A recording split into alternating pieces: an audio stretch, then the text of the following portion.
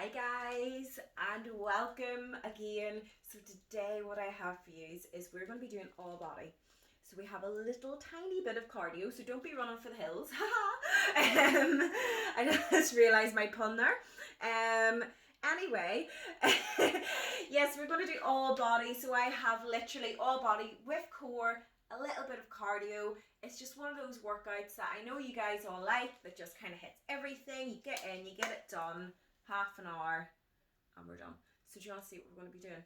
So we're going to start off with a little bit of a warm-up, which is going to be 2 jabs and 2 jumping jacks. So I want you getting your boxing feet on, and you're going to do 2 jabs, 2 jumping jacks, 2 jabs, and 2 jumping jacks. Again, if you can't do the bouncing, all I want you doing is taking that bounce off out. So you're going to go jab, through. Forgot what I was doing there. Jab, and then just lift above your head. If you can do the jumping, get the jumping, because you want to get that heart rate up as high as you can. So next up, what we're doing is we are going to be doing our burpees. Yes. So you don't have to do a full burpee. I am going to give you options, but if you can, I want you at least trying to get a few full burpees. So what we're going to do is, seeing as this mixture, I'm adding my push-up in. We're going to go down, plank position, push up, jump in, jump up.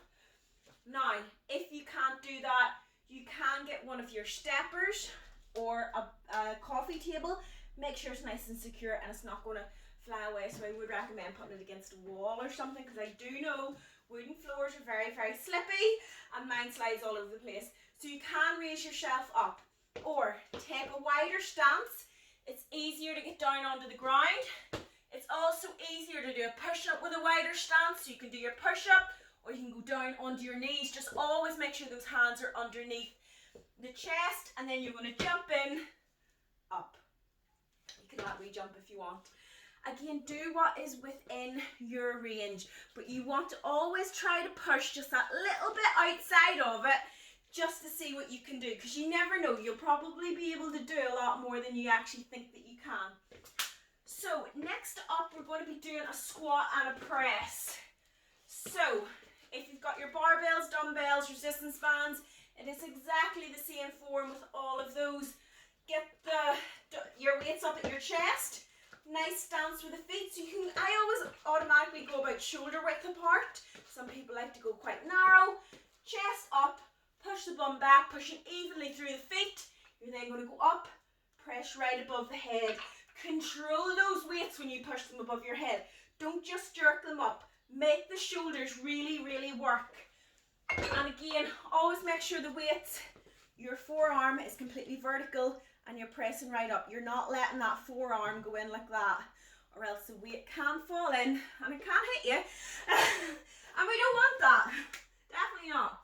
Right, next up we're going to be doing our lunges. So I've left it open that you can do whatever lunge you want. It's going to be alternating. So you can go forward, which is just that hit slightly more of the quads, which is at the front of the legs. Or you can do reverse, slightly more hamstrings and glutes, and it's a little bit easier on the knees.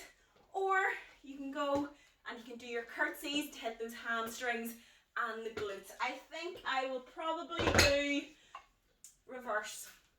Always make sure the chest is up, core is in nice and tight, and you're lunging and you're making the legs work. It's all through the legs, and whatever leg is in front is the leg that you're training.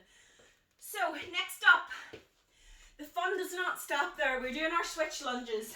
So lunge position, switch through.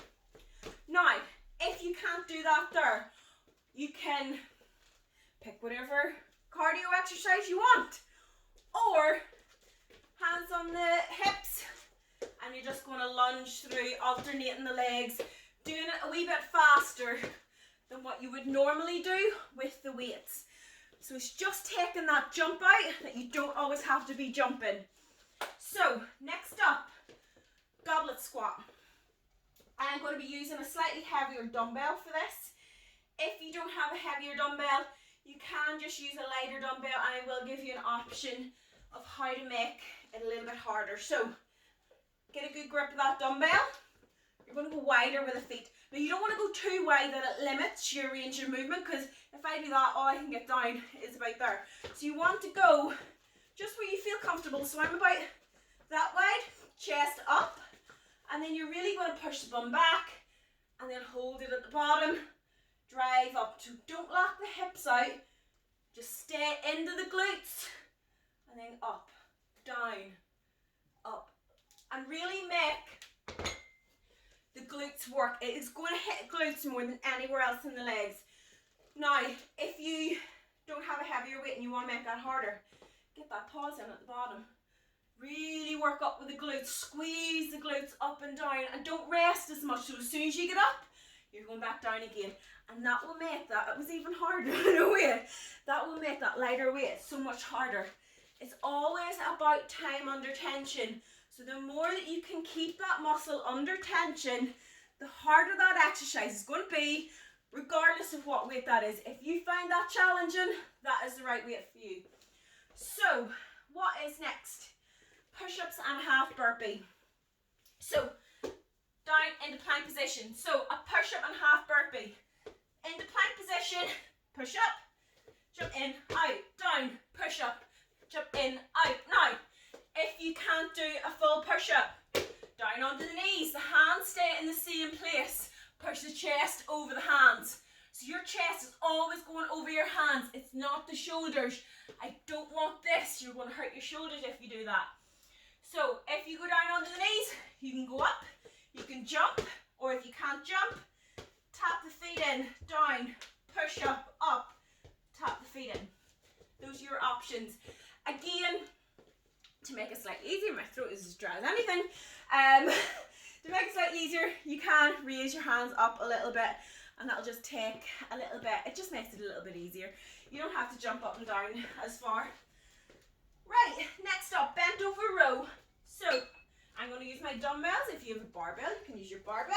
I'm just going to use a normal grip, so you can go overhand, or if you're holding dumbbells, I just automatically let them fall whatever way, or hold them whatever way is natural for me to hold. So bend through the hips, core nice and tight, make sure you're steady, drive up. Keep that neck in line with the spine, so don't lift the head up like that, and drive through. Now, if you do, I see this an awful lot, and I have been guilty of it as well, in a bent over row, if you lift your neck like that, what happens is you are hyperextending your spine, so you will feel it a little bit more down here, which is not what we want. So you always want, keep the head down. It's not going to make any difference, it's not going to help you. Keep the head in line and just drive up, and you'll find that you won't get a sore neck. Your lower back will feel a little bit better. So yeah, lesson of the day. Next up, seated row. So I have my resistance band. Now, if you don't have a resistance band, go into your underhand row. So the same as your bent over row, only your palms are pointing out. That is your option. I'm going to do my seated row with my band. So if you have a band, you don't need this one. You can use the tube ones with the handles. What I would recommend if you're doing those, to use a few of them in one go, because one won't really be thick. It won't be enough resistance, so you will have to group a few of them up, which you can. So round the arch of the feet. I always cross it over, guys, because it just locks that band in. Chest up, and you're not rocking. Keep that chest up, upper body nice and still, and just drive in, working through that there. Really squeeze in the back when you pull that back. Next up, we have shoulder press. So, just holding the weights at the shoulders. Remember, we do full range of motion here, no half reps. Down to the shoulders, push right up above. Working through, just driving through those shoulders, guys. Just working through like that. So, next up, we're getting through these rightly. High knees. So I've added that little bit of cardio, remember, it's not loads, so please do not go run away. High knees, driving those knees up nice and high. You want to feel that in the core, and just working through, move the arms. It helps with the motion. Again, if you cannot do the bouncing, all I want you doing is drive up. Working working through. You just take the bounce out, guys. That is the only difference that we're doing. But you want to keep it fast enough that the heart rate's getting up. You're not just, we don't want that. We want energy. I want you driving it up, doing it with purpose, and remembering your intentions for that workout. Next up, mountain climbers. So, into plank position, and we are going to drive those knees in. So you want to drive them right in, that the core is active. Again, you don't want to go up like this. I see this a lot as well. Plank position, drive the knees in. You want that core to feel that. Now, if you can't do that, using your bench again to raise your hands up a little bit helps, makes it slightly easier. And as well, if you can't do the bounce, plank position, and just bring the feet in, just slow it down, guys. Yeah, that's your options. If you can't do it, just rest for a second, up again, rest for a second, but always push as far as you can. Right, next up, knee hugs. We haven't done these in a while. So, I will give you options if you can't do these. So, what you're going to do is I start off like this. You're going to go down, up, knee hugs. But you're not actually hugging the knees. You don't want to touch them. If you touch them, it takes attention off your core, which is not what we want. And just drive up.